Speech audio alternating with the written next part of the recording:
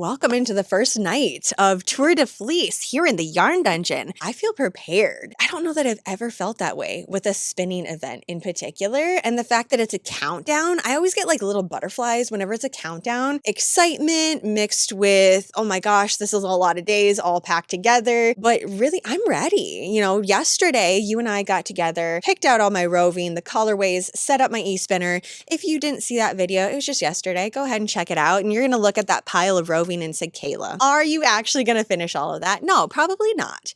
But now that I know what I have, after you and I had a little chit chat, I did put it on one of my shelves. So it's all organized. It's all laid out. I know everything that I have. The colors are just staring at me. I just feel really good about it. Hopefully you woke up with those same feelings and you're ready to go because we have 23 nights of spinning together. I even ended up charging my battery last night, which is unheard of for me because I don't need to use the battery pack right now. I just have the cable and I'm just going to plug this into the wall. I'm not going anywhere. We're hanging out in the Yarn Dungeon all day today.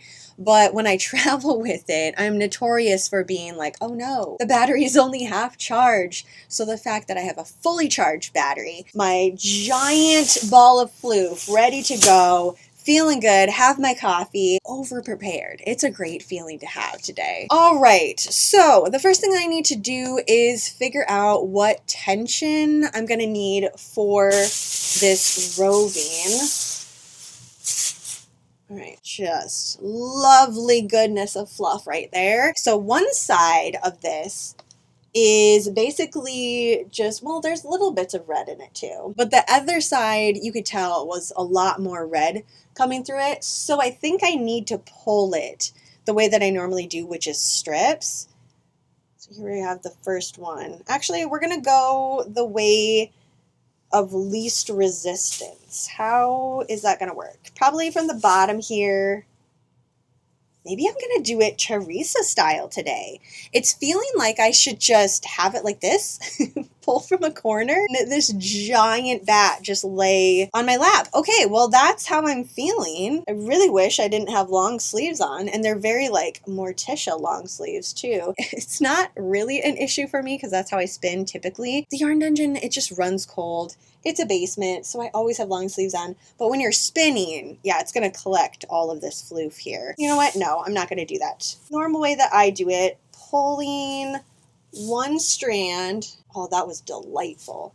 Yeah, much more manageable too for me. And I can kind of play around with the color too, because like this side, it's all of that gorgeous crimson red. I want that to kind of pop through the entire strand of yarn. And now I can pull and twist from here.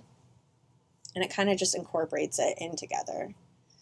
This one didn't have a ton of sparkle. Oh, there we go. On the bottom. Yeah, it was hiding. There's little bits of sparkles. It's just going to be something that it's poppy. It's not super, I'm full of glitter. In order to get going, I have to have a little bit of yarn. This is just from my scrap pile to attach onto here. So the roving has something to attach onto. So slides underneath here. And then this loop that I created, I just go right through it. There we go. That's it. Okay, now I need this fun little thing to pull this yarn strand through. Do you want to test the tension though a little bit? Let's turn this on. Okay, yeah, that's good. This whole process to me is kind of figure it out as you go style. I'm not to the point yet where I know exactly how this yarn is going to turn out, what it's going to look like. So we're going to pull the bottom and the top together.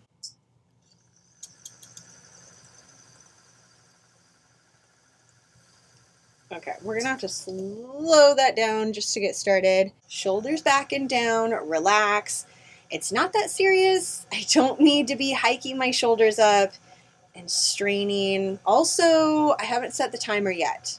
Set it for 20 minutes and then we'll get up and take a break or just walk around a little bit, stretch my arms a little. Okay, let's look at what it's like. Oh, that's cute. Yeah, that's awesome.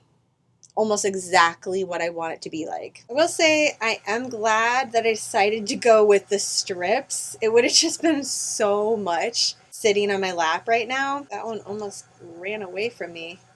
It is at 2.5 speed right now, and it is getting away from me a little bit, so I need to pause for a second. Let's see how this is going.